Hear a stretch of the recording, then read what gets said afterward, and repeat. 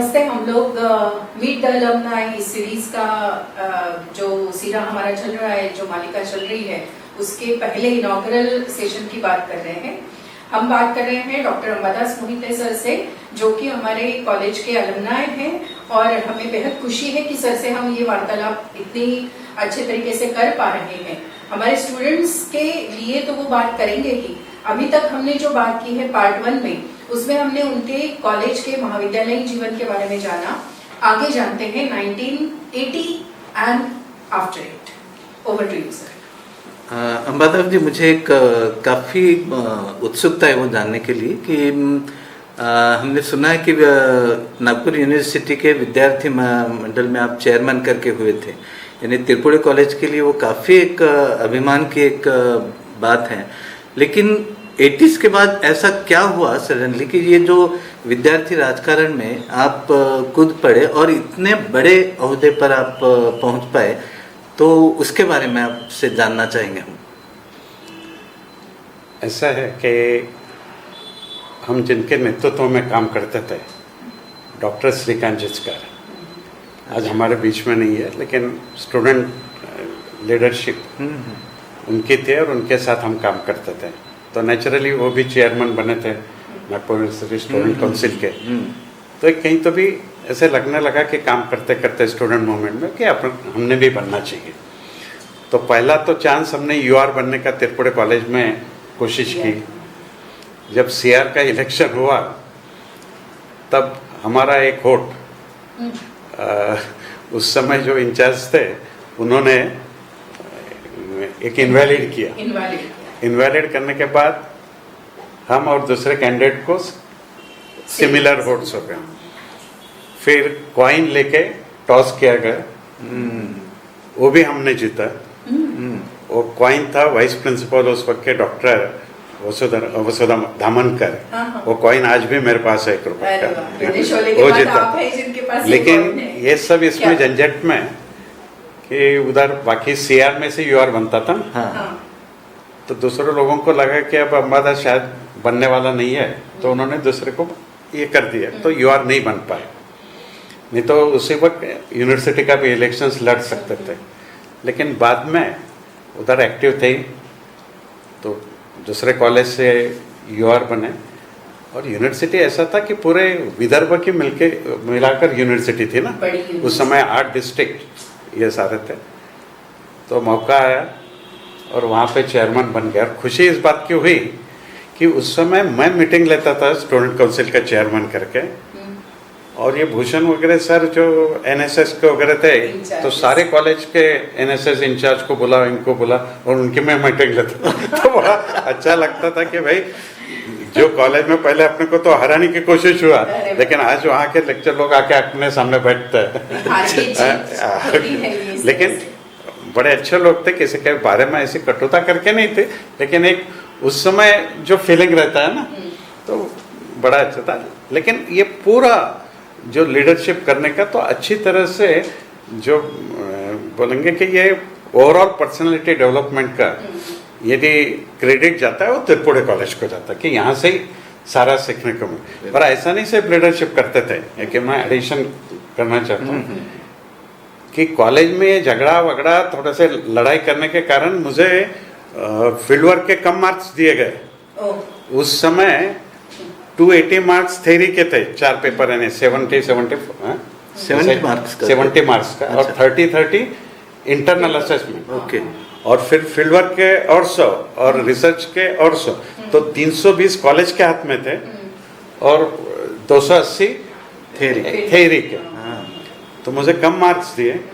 मुझे आज भी याद आता है जो वाइवा हुआ था, अंबादास करके पहले ए से वगैरह वो रोल नंबर रहते थे ना, तो पहला वाइवा मेरा ही हुआ था। उस समय अपना सयाजी यूनिवर्सिटी बड़ौदा के यारदी सर आए थे, और पहला वाइवा ने कितने देर चला मेरा, 1.5 घंटा रिसर्च फील्ड वर्क का। तो बाकी बाहर बैठे हुए हमारे स्टूडेंट, बाकी जो साथ वाले मेरे मित्र थे, वो पसीने से तर हो गए ये इसका ही। लेकिन कॉलेज ने कम मार्क देने के बावजूद मैं कॉलेज में टॉपर रहा, यूनिवर्सिटी में 3rd मेरिट था, नहीं तो मैं 1st मेरिट रहता था। मेरे से ज्यादा फील्ड वर्क के मार्क्स 2nd क्लास में जो पास हुए उनको थे। इस पर से समझ, स्टैटिस्टिक और रिसर्च में सबसे हाईएस्ट यूनिवर्सिटी में मुझे मार्क्स थे। नहीं तो ये सभी क्वालिटीज जो है शायद इसी की वजह से आप टीचर भी बने, है ना। तो टीचर करके आपका जो करियर रहा है अमरावती यूनिवर्सिटी में ही शुरू हुआ, क्या उसके बारे में थोड़ा जानना चाहेंगे? नहीं, यहाँ से पास होते बराबर ये चेयरमैन तो तुरंत बना मैं, लेकिन उसके पे MSW होते से ही प्रधान सर ने मुझे बुला लिया कि आप ये कॉलेज में लेक्चर करके ज्वाइन हो जाओ। अच्छा। तो पोस्ट निकलने थे एडवर्टाइजमेंट, लेकिन पहले ज्वाइन हो जाओ। और उन्होंने दामनकर मैडम को बताया कि इनको, लेकिन मैंने सोचा अपने को उस समय लीडरशिप करनी थी, मैं यहाँ का फर्स्ट है लेक्चरशिप में। अच्छा। तो सिलेबस वगैरह क्या पढ़ाना ये सब नोट डाउन कर लिया और गायब हो गए। तो 2-4 बार मैसेज भेजा, यहाँ आए ही नहीं। लेकिन जैसा जब भी मैंने कहा था कि ये लेबर ऑफिसर या पर्सनल मैनेजर बनना था, यहाँ से बाद मेरा DBM हुआ। और DBM करना के इमीडिएटली मुझे एक मफतलाल ग्रुप की कंपनी अकोला में शुरू हुई थी, पॉलीओलिफिन्स हस्ती पाइप। तो उन्होंने पर्सनल मैनेजर ट्रेनिंग करके मेरा सिलेक्शन भी हुआ था मफतलाल ग्रुप। फिर भी नागपुर के आसपास रहना, उन्होंने कहा कि अकोला में आपको नहीं मिलेगा, उनके नौसिल करके सिस्टर कंसर्न केमिकल उनके ये फैक्ट्री थाना में, उधर ज्वाइन होना पड़ेगा, एक्सपीरियंस लेने के बाद हम यहाँ लाएंगे। तो विदर्भ के बाहर नहीं जाना, यहाँ तो लीडरशिप करनी है। तो इसलिए गए नहीं। बाद में कुछ लीडरशिप करने के बाद मैंने बोला अभी तो यार पेट पानी की तरफ देखना ही पड़ेगा। तो अमरावती कॉलेज में जगह निकली, वहाँ अप्लाई किया। तो वहाँ के भी जो प्रेसिडेंट वगैरह थे वो जानते थे, उन्होंने कहा इसका तो सिलेक्शन करना ही पड़ेगा। तो सिलेक्ट हो गए और एक और इंटरेस्ट का काम मिला कि चलो इतना आपने जो सीखा है तो अपन को भी सिखाने मिलेगा। तो बहुत खुशी से मैं ज्वाइन हो गया। एक टीचर की अपनी जो वैल्यूज होते हैं या टीचर की जो कमिटमेंट होती है, चाहे वो सब्जेक्ट के प्रति हो, प्रोफेशन के प्रति हो, तो उसका कितना महत्व है हमारे ये फील्ड में, और उसके बारे में क्या कहना चाहिए? नहीं, डेफिनेटली, क्योंकि सिर्फ मैंने BSc LLB या MSW किया ऐसा नहीं है। मैंने साथ साथ MA इन गांधीयन थॉट्स किया हूँ, MA पब्लिक एडमिनिस्ट्रेशन हुआ है मेरा DBM हुआ, MBA हुआ। तो ये सारे इसमें त्रिपुरा कॉलेज हो, चाहे MBA का वहाँ का हो या गांधीयन थॉट्स का। कुछ टीचर्स मैंने ऐसे देखे जो बहुत ही कमिटेड, मैंने जालपी गिमी करके हेड ऑफ द डिपार्टमेंट थे, एक्स्ट्राऑर्डिनरी पर्सन। फिर डॉक्टर MR तोखी जो GS कॉलेज के प्रिंसिपल रह चुके हैं, वो गांधीयन थॉट्स को थे। तो उनका भी देखा, गांधीयन लाइंस पे तो थे, लेकिन उनका डिसिप्लिन और पढ़ाने की चाह, डॉक्टर जीवाजी करके थे उनसे। और ये कॉलेज में प्रधान सर, रामनकर सर, ये सारे जब फैकल्टी से डेफिनेटली कुछ ना कुछ सीखा है। डेफिनेट यानी कुछ चीज़ें हुई कि फैकल्टी के साथ झगड़े भी किए, लेकिन वो झगड़े अलग चीज़ है। लेकिन उन लोगों का कमिटमेंट देखा है, वो जो सिंसियरली पढ़ाया करते थे, गाइड करते थे, तो उसका असर तो पक्का। और ये समझा मैंने कि डेफिनेटली एक टीचर, और ऐसा है कि टीचर कोई फ्रीली काम नहीं कर रहा ना, पेमेंट मिल रहा है।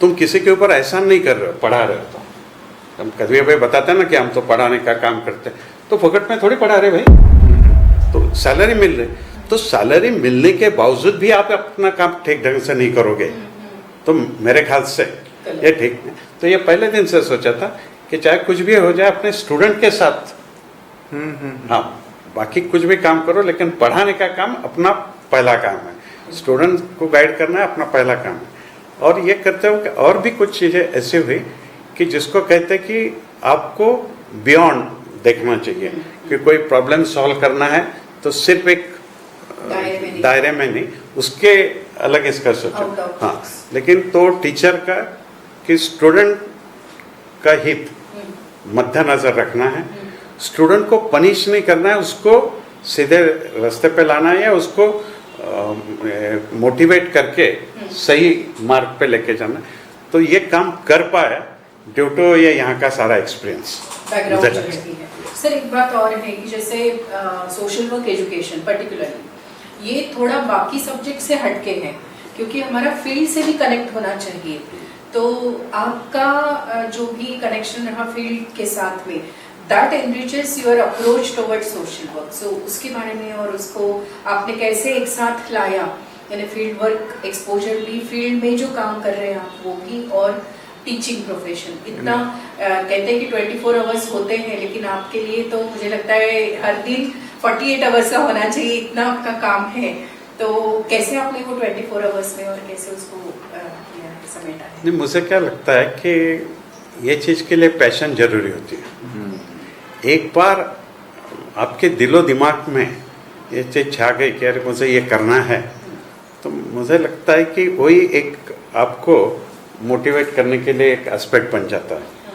तो यहाँ पे ऐसा था कि जहाँ स्टूडेंट एक्टिविटीज़, बाद में यूथ एक्टिविटीज़, उसमें जब आप इन्वॉल्व हुए, हमने स्टूडेंट एक्टिविटीज़ के इसमें किसानों के लिए रिजर्व बैंक के ऊपर नागपुर के मोर्चा भी निकाला था। आंध्र का जो साइक्लोन हुआ था, तो नागपुर के गली गली रास्ते रास्ते में घूम के फंड रेजिंग, कपड़े इकट्ठा, अनाज इकट्ठा, ये सारी चीज़ें की थी। तो ये सारे उदाहरण सोशल वर्क पढ़ाते वक्त स्टूडेंट को दे पाए कि कनेक्ट कि कौन सी सोशल सर्विस है, कौन सी चीज़ एक्चुअली सोशल वर्क करके है, सेल्फ हेल्प वाली बात क्या है, ये सारे अच्छे तरह से विद एग्जाम्पल्स उनको दे पाए। तो ये ऐसे कनेक्टिविटी करना बड़ा आसान गया। और दूसरा यहीं से सीखा था कुछ इनोवेटिव। जब मैं ज्वाइन हुआ तो एक हमारा विलेज कैंप वगैरह एक ऐसे वैसे कुछ होता था, लेकिन मेरे तरफ जब आया तो टोटल उसका नक्शा बदल दिया मैंने। अच्छा।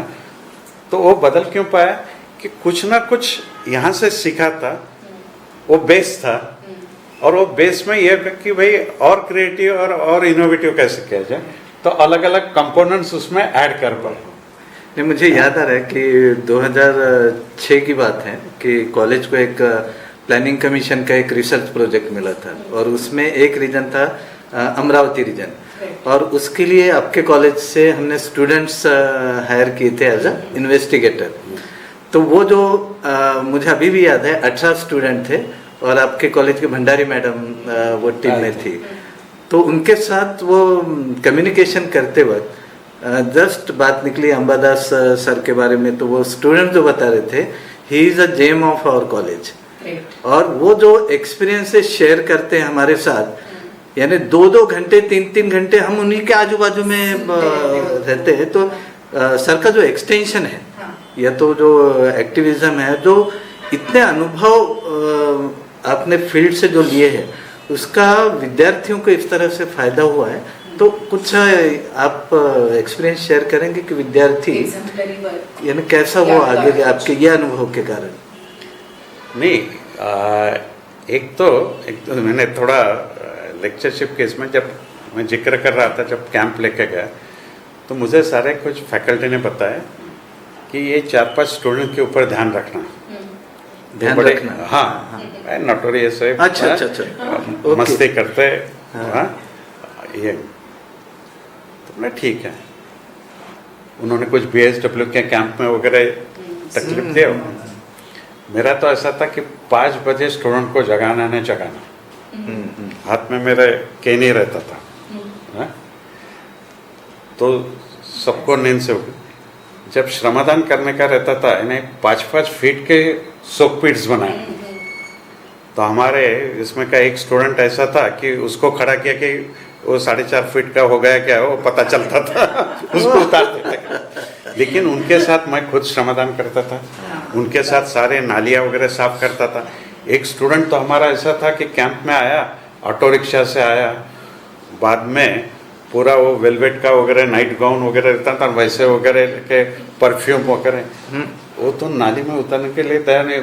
एक बार जबरदस्ती तो ऐसे घमेला जो है ना, ऐसे बड़ी मुश्किल से ऐसे पकड़ के उसने बाजू में वगैरह रखा।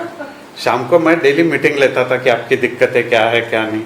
वो बोले सर मुझे MSW नहीं करना है, बोले ये सर। अच्छा तो उसको मैंने बोला यार 2 उंगली से भी पकड़ा तो भी 2 उंगलियां भी धोना ही पड़ेगा तेरे को, और पूरा हाथ भी रात तो दूसरे दिन से लग गया वो भी काम पे। अच्छा अच्छा। तो बिल्कुल यानी पूरी गंदगी निकालना नाली पर से वगैरह खुद मैंने काम किया, तो स्टूडेंट को करना ही पड़ता था, ये एक चीज़ थी। दूसरा ऐसा था कि जिन लोगों के बारे में बताया गया था कि ये लड़के जो लोग हैं मस्ती वाले हैं, काम नहीं करते, ये नहीं करते, तो उनके बारे में भी ऐसा रहा कि मैंने उनके ऊपर ही रिस्पॉन्सिबिलिटी दे दी। और आप बिलीव नहीं करोगे कि बाकी लड़कों से साथ मैंने कंपैरिजन में जिनको बदमाश कहा जाता था वो लड़कों ने सबसे ज़्यादा काम किया, है ना। हमारे फैकल्टी जब विजिट करने आए तो उनको बड़ा आश्चर्य लगा कि ये तो बदमाश लड़के, ये इतने कैसे क्या काम कर रहे हैं। तो ऐसा होता है, आप क्या करते हैं कि किसी के ऊपर है कि अरे भाई ये बदमाश लड़का है, तो उसको सब लोग निग्लेक्ट करने लगते हैं, अवॉइड करने लगते हैं, तो और वो खोल जाता है कि साला मेरे को तो कहीं इसमें नहीं ले रहे। हाँ, वैसे ही उनको कॉन्फिडेंस मिलो, उनमें भी कुछ अच्छी चीजें हैं, तो उनको जब लगने लगता है कि नहीं मेरे ऊपर भरोसा जताया जा रहा है, हाँ मुझे भी मौका दिया जा रहा है, तो उनका जो मिलिटेंट एटीट्यूड रहता है वो कम हो जाता है। मुझे लगता है कि ये चीज़ें इसमें मैं कर पाया आखिर तक। स्टूडेंट यानी मैं जब रिटायर्ड हुआ तो पहले बैच से लेकर आखिरी बैच तक नियर अबाउट 900 से 1000 लड़के हाजिर थे। ग्रेट ग्रेट सर, एक मुझे लगता है कि हम लोग एक कितना यानी 2 तक आपके रहे हैं, 30 इयर्स का एक्सपीरियंस यदि हम देखेंगे तो एजुकेशन में क्या क्या ट्रांसफॉर्मेशन आई है, सोशल वर्क एजुकेशन में क्या क्या बदलाव आया है, और इसके बारे में आप क्या कहेंगे?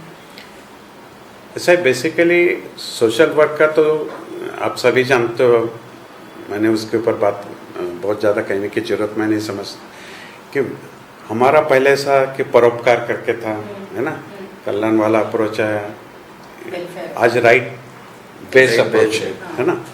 तो ये तो चेंजेस आ ही गए, लेकिन फिर भी क्या हुआ कि आज देखो कि एक प्रोफेशनल सोशल वर्क और वॉलंटरी सोशल वर्क, इसमें आज भी वॉलंटरी सोशल वर्क और ये प्रोफेशनल, इसमें आम जनता को ये फर्क महसूस नहीं होता कि क्या एग्जैक्टली है।